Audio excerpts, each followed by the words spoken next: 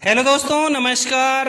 Way of maths channel में आपका फिर से स्वागत है। मैं हूं एम के गुजर और इस वीडियो में लेके आया हूं उत्तर रेलवे में 23 सितंबर 2024 को अंबाला डिवीजन में एक ट्रेन मैनेजर का पेपर हुआ है। उस पेपर का दूसरा भाग,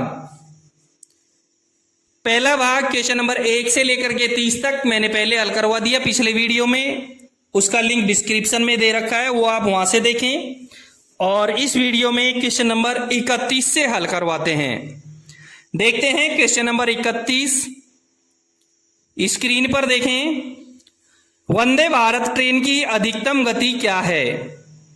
वंदे भारत ट्रेन की अधिकतम गति क्या है? ए में 80 किलोमीटर प्रति घंटा, बी में 130 किलोमीटर प्रति घंटा, सी में 160 किलोमीटर प्रति घंटा और डी में 200 किलोमीटर प्रति घंटा दे रखा है। वंदे भारत एक उच्च गति और सुसज्जित सुविधाओं युक्त गाड़ी है जो इसे यात्रा के लिए एक आरामदायक और तेज विकल्प देती है। ये ट्रेन भारत में मेड इन इंडिया पहल की तहत पूरी तरह से विकसित की गई है। ये ट्रेन भारत में सबसे तेज चलने वाली ट्रेनों में से एक है जिसकी अधिकतम गति 160 किलोमीटर प्रति घंटा है। आपका 31 नंबर के क्वेश्चन का आंसर हो गया, जिसकी अधिकतम गति 160 किलोमीटर प्रति घंटे से अधिक है। वंदे भारत एक्सप्रेस का निर्माण इंटीग्रल कोच फैक्ट्री चेन्नई द्वारा किया गया है। वंदे भारत ट्रेन सबसे पहले दिल्ली से वाराणसी चलाई गई थी, जिसे ट्रेन 18 भी कहा जाता है। यह ट्रेन 15 फरवरी को चलाई गई थी, जिसे प्रधानमंत्री नरेंद्र मोदी द्वारा नई दिल्ली रेलवे स्टेशन पर हरी झंडी दिखाकर रवाना की गई थी। 31 नंबर के क्वेश्चन का करेक्ट आंसर आपको मिल गया सी, 160 किलोमीटर प्रति घंटा। अगला क्वेश्चन देखेंगे। क्वेश्चन नंबर 32 में है, वंदे भारत ट्रेनों के लिए कौन सा संगठन जिम्मेदार है? अभी आपको 31 नंबर के क्वेश्चन में बताया है। ए में एनआर दे रखा है, बी में बीएचईएल भेल दे रखा है, सी में आईसीएफ और डी में एचएएल दे रखा है। 31 नंबर के क्वेश्चन में बताया है कि ये ट्रेन भारत में सबसे तेज चलने वाली ट्रेनों में से एक है, जिसकी अधिकतम गति 160 किलोमीटर प्रति घंटा है। वंदे भारत एक्सप्रेस का निर्माण इंटीग्रल कोच फैक्ट्री चेन्नई द्वारा किया गया है, यानी आईसीएफ द्वारा किया गया है। तो आईसीएफ संगठन ही इसका जिम्मेदार है, इसलिए 32 नंबर के क्वेश्चन का करेक्ट आंसर हुआ सी, वंदे भारत ट्रेनों के लिए आईसीएफ संगठन जिम्मेदार है। अगला क्वेश्चन देखेंगे। क्वेश्चन नंबर 33 में है, 200 का 15% क्या है? बहुत सरल सवाल है। 200 का 15% क्या है? ए में 25, बी में 30, सी में 35 और डी में 40 दे रखा है। देखो, 200 का 15% हमेशा 100 पर निकलता है, तो 100 का 15% 15 और 200 का 15% 30। 33 नंबर के क्वेश्चन का करेक्ट आंसर हुआ बी, 100 का 15% 15 और 200 का 15% 30। आपको कलम उठाने की आवश्यकता ही नहीं है। 33 नंबर के क्वेश्चन का करेक्ट आंसर हुआ बी। अगला क्वेश्चन देखेंगे। क्वेश्चन नंबर 34 में है, यदि आप किसी संख्या में से 45 घटाते हैं, थोड़ा सा दिमाग लगाने की जरूरत है। यदि आप किसी संख्या में से 45 घटाते हैं तो परिणाम 55 आता है, तो वह संख्या क्या है? ए में 90, बी में 100, सी में 110, डी में 120 दे रखा है। किसी संख्या में से 45 घटाते हैं तो रिजल्ट 55 आता है। ए में 90 है, 90 में से 45 घटा दो 45 आएगा, जबकि कितना आना चाहिए? 55। बी में 100 दे रखा है, 100 में से 45 घटाओ कितना आता है? 55। करेक्ट आंसर हुआ 34वें का बी, 100। 100 में से 45 घटाओ, किसी संख्या में से 45 घटाने पर 55 आता है, तो 100 में से 90 में से 45 घटाया 45 आ गया, गलत हुआ। बी में 100 दे रखा है, 100 में से 45 घटाओगे 55 आ गया, तो करेक्ट आंसर बी हो गया। 34 नंबर के क्वेश्चन का करेक्ट आंसर हुआ बी। अगला क्वेश्चन देखेंगे। क्वेश्चन नंबर 35 में है, यदि एक वर्ग का परिमाप 40 सेंटीमीटर है तो एक भुजा की लंबाई क्या होगी? ए में 8 सेंटीमीटर, बी में 10 सेंटीमीटर, सी में 12 सेंटीमीटर और डी में 15 सेंटीमीटर। पहले आप देखो वर्ग क्या होता है। चार भुजाओं से बनी हुई ऐसी बंद आकृति जिसकी चारों भुजाएं समान होती है वर्ग कहलाता है। चार भुजाओं से बनी हुई बंद आकृति जिसकी चारों भुजाएं समान होती हैं वर्ग कहलाता है। और इसका परिमाप 40 दे रखा है। वर्ग की चारों भुजाएं समान होती हैं और चारों भुजाओं के योग को परिमाप कहते हैं। वर्ग की चारों भुजाएं समान होती हैं और चारों भुजाओं के योग को परिमाप कहते हैं। और चारों भुजाओं के योग यानी परिमाप 40 है तो एक भुजा कितने की हो गई? 10 सेंटीमीटर की। तो 35 नंबर के क्वेश्चन का करेक्ट आंसर होगा बी, 10 सेंटीमीटर। अगला क्वेश्चन देखेंगे। क्वेश्चन नंबर 36 में है, यदि एक आयत का क्षेत्रफल 240 वर्ग मीटर है और इसकी लंबाई 15 मीटर है तो इसकी चौड़ाई क्या होगी? ए में 12 मीटर, बी में 14 मीटर, सी में 16 मीटर और डी में 18 मीटर दे रखा है। दोस्तों आयत का क्षेत्रफल दे रखा है और लंबाई दे रखी है। क्षेत्रफल, आयत के क्षेत्रफल का सूत्र होता है लंबाई गुणा चौड़ाई। लंबाई को और चौड़ाई को गुणा करने पर क्षेत्रफल आता है। इसका मतलब लंबाई 15 है और चौड़ाई जितनी भी है दोनों को गुणा करने के बाद में कितना आया? 240 आ गया। अब ए बी सी डी में कोई एक इसकी चौड़ाई है तो देखो लंबाई 15, ए में चौड़ाई 12 मीटर दे रखी है तो 15 को 12 से गुणा करेंगे 180 आएगा। इसका मतलब ए आंसर सही नहीं है। कितना आना चाहिए? 240। बी में 14 मीटर दे रखा है, 14 मीटर चौड़ाई है तो लंबाई 15 मीटर है। 15 को 14 से गुणा करेंगे तो भी 240 नहीं आएगा। 15 को 14 से गुणा करेंगे तब भी 240 नहीं आएगा। सी में 16 मीटर दे रखा है। यदि लंबाई 15 और चौड़ाई 16 होगी तो 16 को और 15 को गुणा करेंगे तो 240 आएगा। करेक्ट आंसर इसका सी हो गया। यानी लंबाई 15 और सी में चौड़ाई 16, 15 को और 16 को गुणा करेंगे तो आयत का क्षेत्रफल प्राप्त हो गया 240। इसका मतलब आयत की चौड़ाई कितनी है? 16 मीटर। 36 नंबर के क्वेश्चन का करेक्ट आंसर हुआ सी, 16 मीटर। नेक्स्ट क्वेश्चन देखेंगे।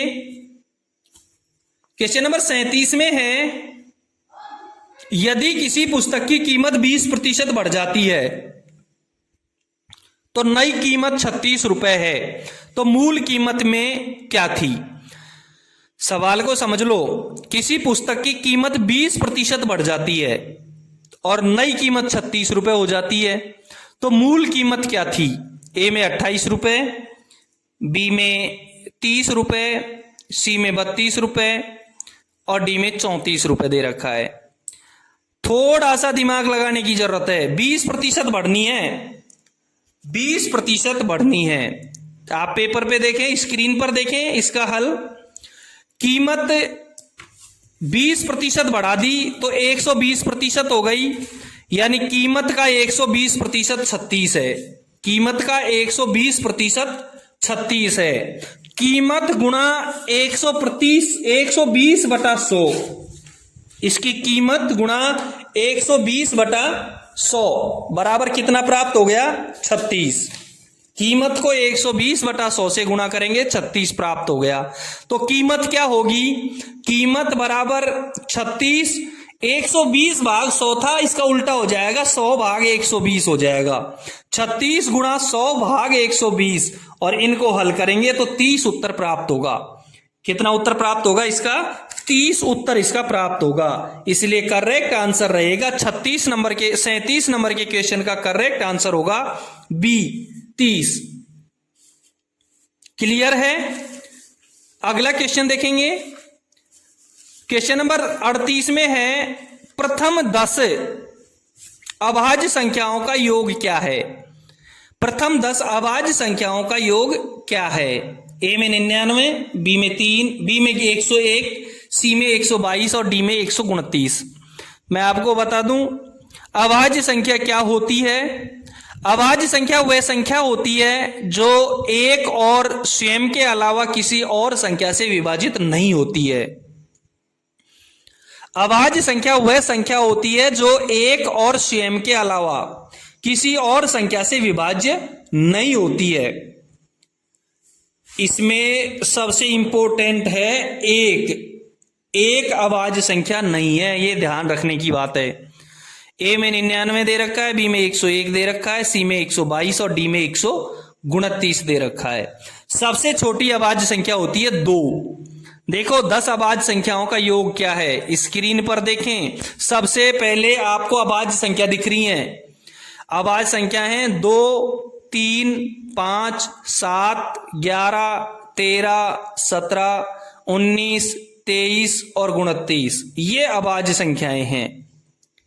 इनका योग 2 + 5 + 7 + 11 + 13 + 17 + 19 + 23 + 29 = 129। 38 नंबर के क्वेश्चन का करेक्ट आंसर हो गया डी, 129।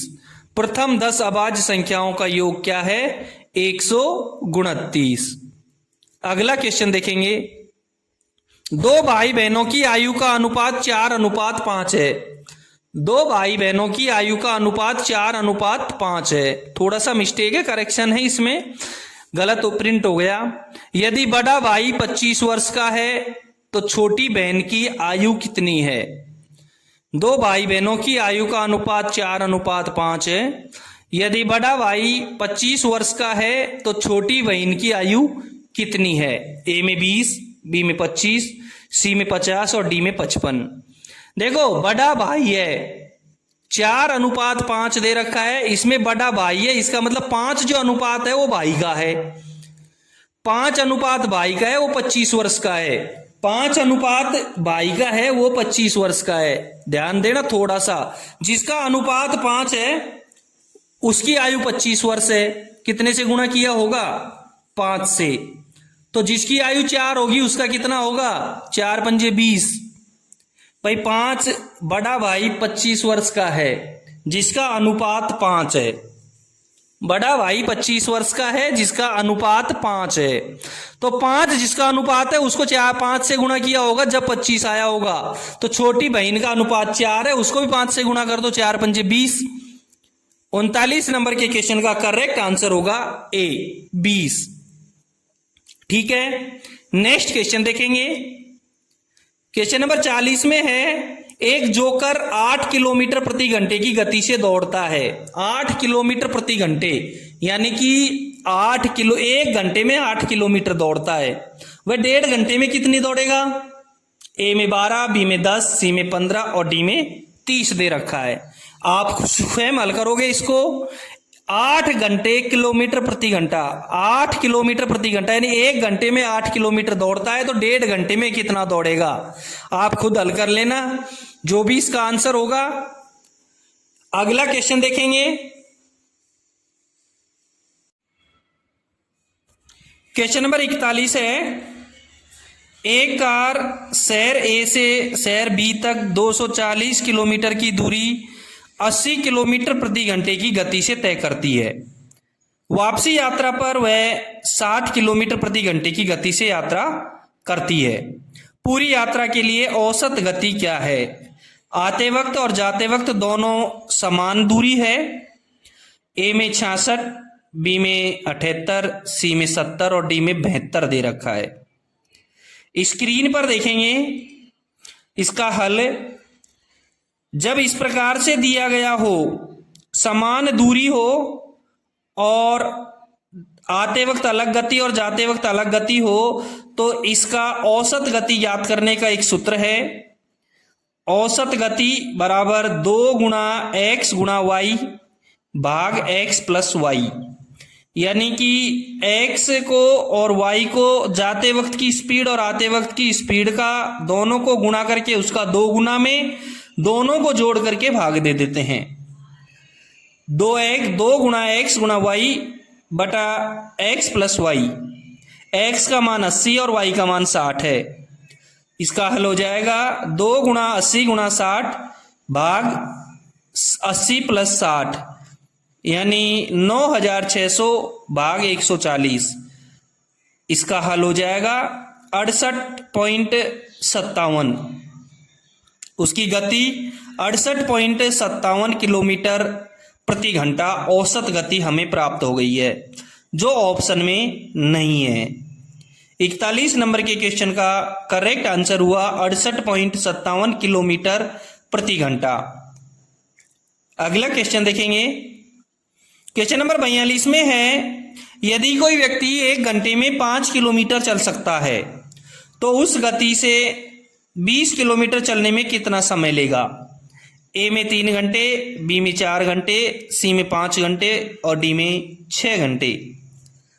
1 घंटे में 5 किलोमीटर, 2 घंटे में 10 किलोमीटर, 3 घंटे में 15 किलोमीटर और 4 घंटे में 20 kilometre.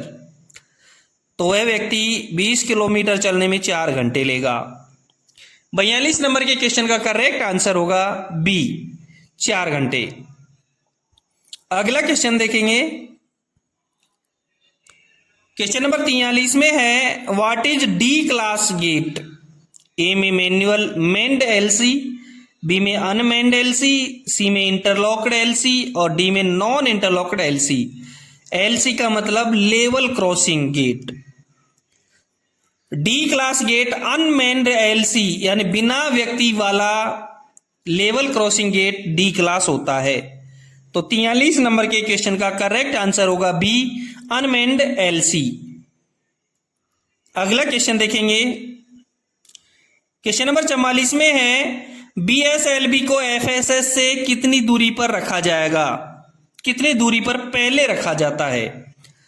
बीएसएलवी block section limit board होता है, एफएसएस फर्स्ट स्टॉप सिग्नल होता है, यानी ब्लॉक सेक्शन लिमिट बोर्ड को फर्स्ट स्टॉप सिग्नल प्रथम रोक सिग्नल से कितनी दूरी पर पहले रखा जाता है? ए में 480 मीटर, बी में 120 मीटर, सी में 180 मीटर और डी में 670 मीटर दे रखा है।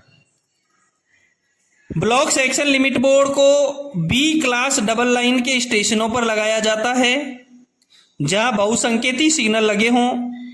वह उस स्टेशन पर आने वाली गाड़ी के लिए पड़ने वाला पहला पॉइंट फेसिंग के बजाय ट्रेलिंग हो, या होम सिग्नल से स्टार्टर सिग्नल के बीच कोई पॉइंट न हो। इसे होम सिग्नल के अंदर कम से कम 180 मीटर की दूरी पर लगाया जाता है और यदि ट्रेलिंग पॉइंट हो तो उसके फॉलिंग मार्क के स्थान पर इसे लगाया जाता है। आपका क्वेश्चन क्लियर हुआ। 44 नंबर के क्वेश्चन का करेक्ट आंसर होता है सी, बीएसएलवी को प्रथम रोक सिग्नल से 180 मीटर दूरी पर पहले रखा जाता है। अगला क्वेश्चन देखेंगे। क्वेश्चन नंबर 45 में है, गार्ड प्रमाण पत्र किसकी प्रति में बनाया जाता है? कितनी प्रति में बनाया जाता है? ए में 2, बी में 5, सी में 4 और डी में 3। करेक्ट आंसर इसका डी रहेगा। गार्ड प्रमाण पत्र 3 प्रतियों में बनाया जाता है। क्वेश्चन नंबर 45 का करेक्ट आंसर हुआ डी। अगला क्वेश्चन देखेंगे। क्वेश्चन नंबर 46 में है, मेल एक्सप्रेस सवारी गाड़ी में अधिकतम कितने डेड इंजन जोड़े जा सकते हैं? ए में 1, बी में 3, सी में 2 लिखा है और डी में कितने भी लिखा है।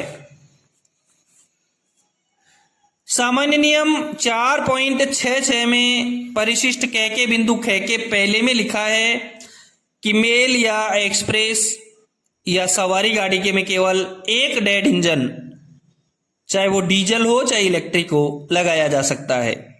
इसी के बिंदु 2 में लिखा है कि डेड इंजन को छोड़कर गाड़ी के ब्रेक पावर 100% होनी चाहिए। इसी के नंबर 3 में लिखा है कि डेड इंजन को गाड़ी के इंजन के तुरंत बाद ही जोड़ा जा सकता है। और इसी के बिंदु 5 में लिखा है कि किन्हीं भी परिस्थितियों में सुपरफास्ट गाड़ियों में डेड इंजन नहीं जोड़ा जाएगा। और सामान्य नियम 4.66 के परिशिष्ट क के बिंदु ग में लिखा है कि मालगाड़ी के भार के साथ अधिकतम 3 इंजन, जिसमें से 2 चालू और 1 डेड हो सकता है। का संचालन अनुमेय है, बशर्ते कि सेक्शन में आगे चलने वाले दोहरे अतिहरे चालू रेल इंजनों के परिचालनों पर लगे सभी प्रतिबंधों का पालन किया जाएगा और डेड इंजन के ब्रेक चालू हालत में होंगे। क्लियर हुआ आपका? मेल एक्सप्रेस सवारी गाड़ी में अधिकतम एक डेड इंजन जोड़ा जा सकता है। क्वेश्चन नंबर 46 का करेक्ट आंसर हुआ ए 1। नेक्स्ट क्वेश्चन देखेंगे। 47 नंबर के क्वेश्चन में है मेटेरियल ट्रेन की अधिकतम गति क्या होगी? ए में 30 किलोमीटर प्रति घंटा, बी में 50 किलोमीटर प्रति घंटा, सी में 75 किलोमीटर प्रति घंटा, तो डी में 15 किलोमीटर प्रति घंटा। करेक्ट आंसर रहेगा आपका सी, मेटेरियल ट्रेन की अधिकतम गति 75 किलोमीटर प्रति घंटे होगी। 47 नंबर के क्वेश्चन का करेक्ट आंसर हुआ सी। नेक्स्ट क्वेश्चन देखेंगे। क्वेश्चन नंबर 48 में है ऑटोमोबाइल लोडिंग के लिए निम्नलिखित में से किस वैगन का उपयोग किया जाता है? ए में BCN, बी में BOSTN, सी में NMG और डी में BOXN। ए में BCN दे रखा है, BCN कवर्ड वैगन है। बी में BOSTN दे रखा है, BOSTN एक ओपन वैगन है। और सी में NMG है जो ऑटोमोबाइल लोडिंग के लिए काम आता है, इसका करेक्ट आंसर है। डी में BOXN दे रखा है जो ओपन वैगन है, ओपन वैगन है। इसलिए 48 नंबर के क्वेश्चन का करेक्ट आंसर हुआ सी, ऑटोमोबाइल लोडिंग के लिए NMG वैगन का उपयोग किया जाता है। ठीक है, इससे अगला क्वेश्चन देखेंगे। क्वेश्चन नंबर 49 में है निम्न में से कौन सा टैंकर प्रकार का वैगन नहीं है? ए में BTPN, बी में BTPGLN, सी में BTFLN और डी में BLCA। ए में BTPN, बी में BTPGLN और सी में BTFLN, ये तीनों टैंकर प्रकार के वैगन हैं। और AL, FLG ये मोस्ट महत्वपूर्ण है जो यूज में होते हैं, ये सारे टैंकर प्रकार के वैगन हैं। डी में जो BLCA दे रखा है ये कंटेनर वैगन है, BLCA एक कंटेनर वैगन है। इसलिए 49 नंबर के क्वेश्चन का करेक्ट आंसर रहेगा डी, BLCA। अगला क्वेश्चन देखेंगे। क्वेश्चन नंबर 50 में है कंटिन्यूटी टेस्ट किसके द्वारा आयोजित किया जाता है? ए में TXR एंड SSE, बी में LP एंड ALP, सी में LP एंड गार्ड और डी में स्टेशन मास्टर और loco pilot. Continuity loco pilot और गार्ड के द्वारा आयोजित किया जाता है। सामान्य नियम सहायक नियम 4.32 के 4 के ए में साफ लिखा है। दोस्तों मेरे द्वारा जो पढ़ाए गए पेपर हैं वो उत्तर पश्चिमी रेलवे की GNSR और मैनुअल बुक के द्वारा हल करवाए गए हैं।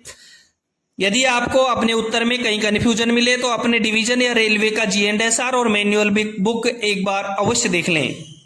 कन्फ्यूजन की स्थिति में अपने मैनुअल जरूर देखें।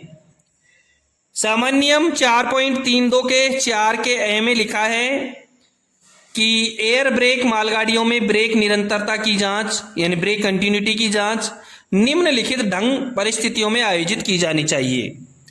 यानी कि इन मालगाड़ियों में कंटिन्यूटी कब जांच की जाती है? कंटिन्यूटी लोको पायलट और गार्ड के द्वारा जांच की जाएगी। कब कब की जाएगी? पहले नंबर पे लिखा है कि आरंभिक स्टेशन पर जिसमें वह स्टेशन सम्मिलित है जहां से स्टेबल लोड क्लियर किया गया है, कंटिन्यूटी जांच की जाएगी।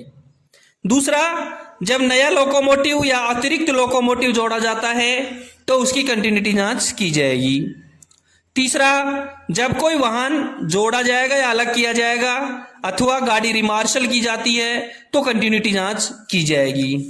और चौथे नंबर पे लिखा है कि जब ब्रेक पाइप को अलग किया जाता है तथा कोई भी ब्रेक दोष के पश्चात अथवा विषमता जिससे ब्रेक प्रणाली की निरंतरता पर प्रभाव पड़ा हो उसका यदि सुधार किया गया है तो कंटिन्यूटी जांच की जाएगी। इन परिस्थितियों में कंटिन्यूटी जांच की जाती है। दोस्तों आप देख रहे हैं उत्तर रेलवे में अंबाला डिवीजन में उत्तर रेलवे के अंबाला डिवीजन में 23 सितंबर 2024 को एक ट्रेन मैनेजर का पेपर हुआ है। उस पेपर का दूसरा भाग, पहला भाग मैंने हल करवा दिया है, उसका लिंक डिस्क्रिप्शन में दे रखा है, वहां से आप जरूर देखें। यदि आपको मेरे द्वारा पढ़ाए गए पेपर्स का पीडीएफ चाहिए तो प्रत्येक वीडियो के डिस्क्रिप्शन में जाएं, टेलीग्राम चैनल का लिंक क्लिक करें और पीडीएफ डाउनलोड करें। यदि आपके डिवीजन या रेलवे में कोई पेपर हुआ है तो वो मुझे जरूर भेजें। अगला क्वेश्चन देखेंगे, क्वेश्चन नंबर 51 में है सीबीसी मीन्स, मतलब सीबीसी का फुल फॉर्म क्या होगा। ए में सेंट्रल बफर कपलिंग, बी में आईआर कपलिंग, सी में सेंटर बॉल बेयरिंग। सीबीसी का फुल फॉर्म होता है सेंटर बफर कपलिंग। क्या करेक्ट आंसर हुआ A, CBC means centre buffer coupling. ठीक है, नेक्स्ट क्वेश्चन देखेंगे, क्वेश्चन नंबर 52 है, जब दुर्घटना के कारण ट्रेन आगे नहीं बढ़ पा रही है तो सीटी कोड क्या होगा। जब दुर्घटना के कारण ट्रेन आगे नहीं बढ़ पा रही है तो सीटी कोड क्या होगा। ए में 2 शॉर्ट, बी में 4 शॉर्ट, सी में 3 शॉर्ट और डी में 1 लॉन्ग। ए में 2 शॉर्ट यानी 2 छोटी दे रखी हैं। देखें 2 छोटी सीटी कब बजाई जाएंगी। 2 छोटी सीटी गार्ड से संकेत मांगने के लिए बजाई जाएगी। गार्ड द्वारा संकेत का आदान प्रदान नहीं किया गया हो तब लोको पायलट के द्वारा 2 छोटी सीटी बजाई जाएंगी। स्टेशन कर्मचारियों द्वारा संकेत का आदान प्रदान नहीं किया गया होगा तो 2 छोटी सीटी बजाई जाएंगी। बी में 4 छोटी सीटी। 4 छोटी सीटी दुर्घटना, रुकावट, फेलियर या अन्य किसी कारण से आगे जाने में जब गाड़ी असमर्थ है तो बजाई जाएगी, यानी करेक्ट आंसर यही रहेगा। और गार्ड गाड़ी का पीछे से बचाव करे इसके लिए भी 4 छोटी सीटी बजाई जाएंगी। सी में 3 छोटी दे रखी हैं। 3 छोटी सीटी गार्ड ब्रेक लगाओ इसके लिए बजाई जाएंगी। गाड़ी काबू से बाहर है, गार्ड सहायता करे इसके लिए 3 छोटी सीटी बजाई जाएंगी। डी में एक लंबी सीटी स्टेशन से बिना रुके जाते समय एक लंबी सीटी बजाई जाएगी। क्लियर हुआ। जब दुर्घटना के कारण ट्रेन आगे नहीं बढ़ पा रही है तो 4 छोटी सीटी बजाई जाएंगी।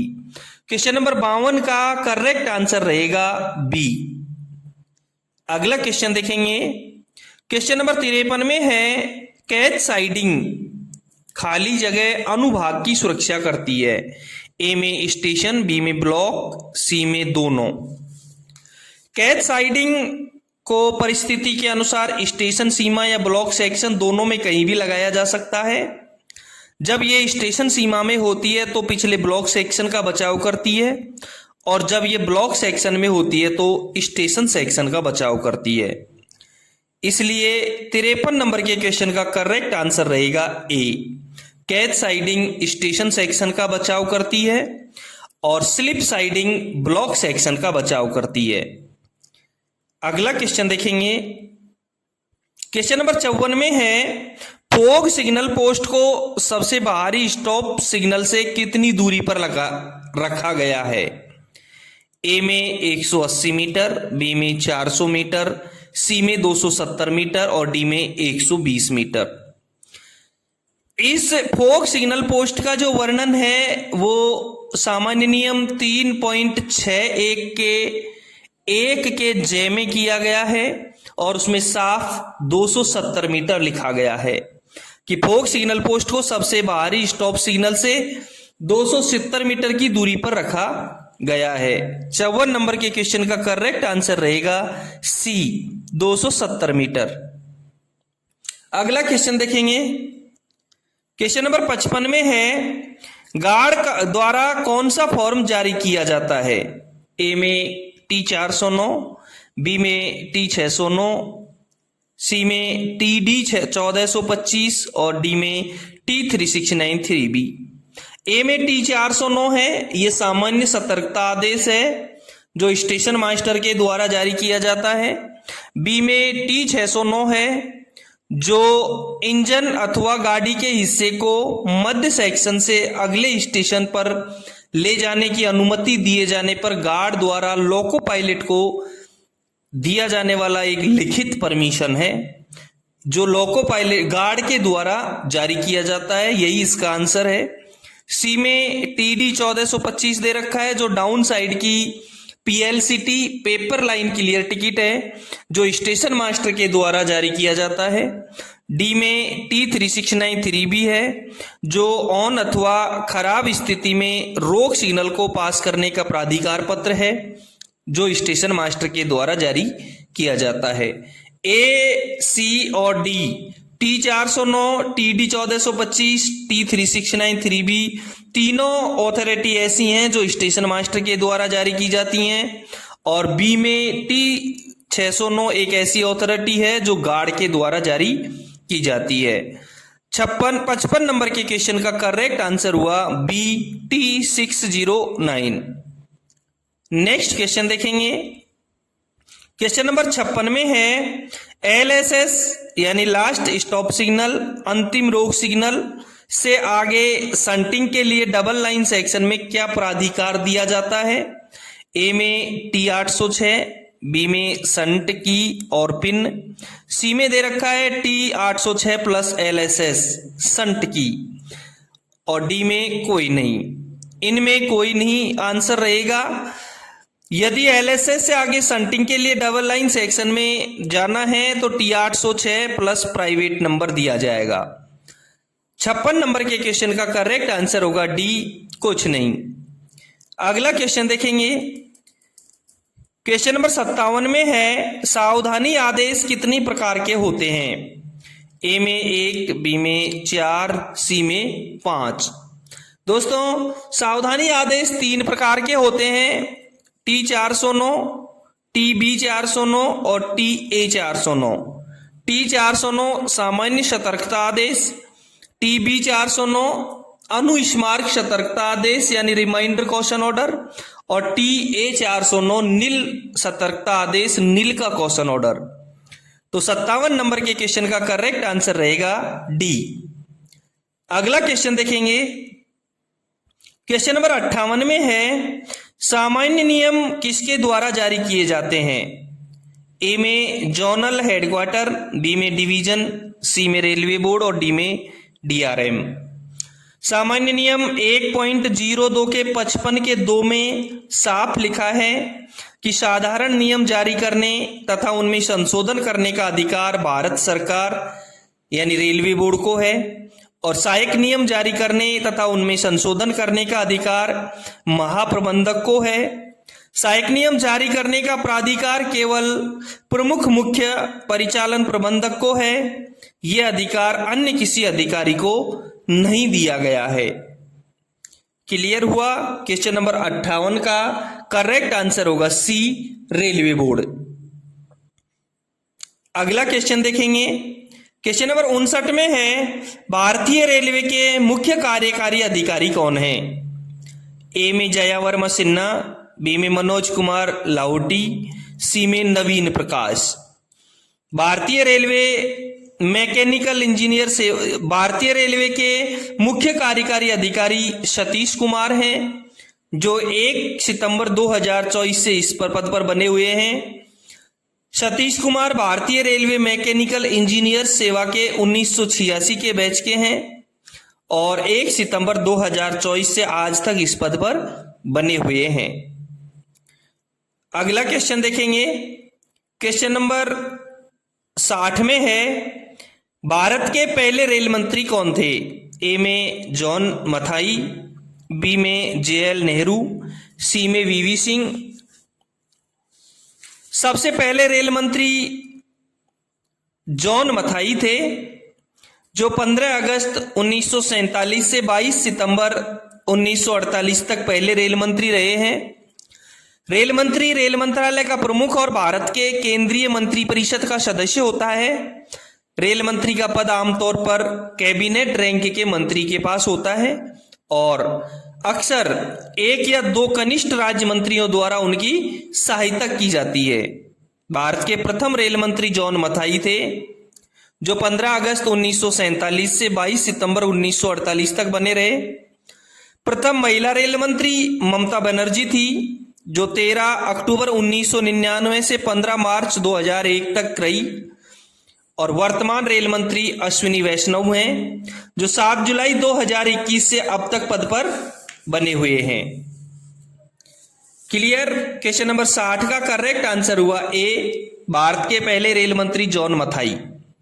दोस्तों ये था उत्तर रेलवे का अंबाला डिवीजन का 23 सितंबर 2024 का ट्रेन मैनेजर के पेपर का दूसरा भाग, जिसमें क्वेश्चन नंबर 31 से लेकर के 60 तक हल करवा दिए हैं। 1 से लेकर के 31 तक पहले भाग में हल करवा दिए, जिसका लिंक डिस्क्रिप्शन में दिया हुआ है, वहां से आप जरूर देखें। यदि आपको पेपर का पीडीएफ चाहिए तो डिस्क्रिप्शन में जाएं, टेलीग्राम लिंक पर क्लिक करें और पीडीएफ डाउनलोड करें। आपके डिवीजन या रेलवे में कोई पेपर हुआ है तो मुझे व्हाट्सएप नंबर या टेलीग्राम पर जरूर भेजें। फिर मिलते हैं क्वेश्चन नंबर 61 के साथ में अगले वीडियो में। Thank you.